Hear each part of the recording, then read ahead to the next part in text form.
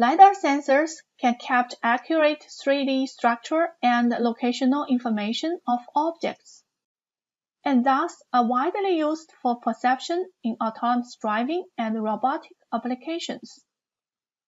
The Lidar Viewer app in MATLAB provides the easy and interactive tool to view, analyze, and preprocess LiDAR data.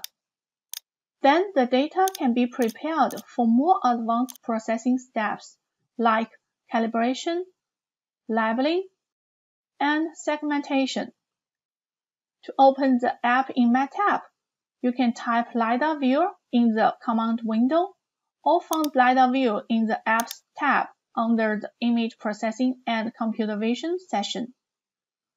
You first need to import the LiDAR data, which may be saved as point cloud objects in the workspace, pre-recorded files in different formats, or live-streamed from a LiDAR sensor.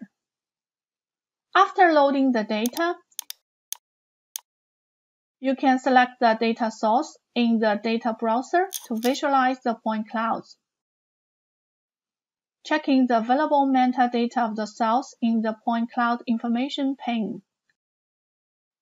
Or look through the point cloud frames using the playback slider or clicking the play button. To better visualize a point cloud, you can change the color map used for showing points, the size of the points, the background color, and the view direction. Then you can hide the ground plane and cluster the points to segment objects. With the interface of the app, the ground remover and clustering algorithms and their parameters can be tuned interactively. By clicking Edit Point Cloud, you found more point cloud processing algorithms available such as denoising and downsampling. Here you can also import your own custom processing algorithms. Finally, you can export the processed point cloud for future use.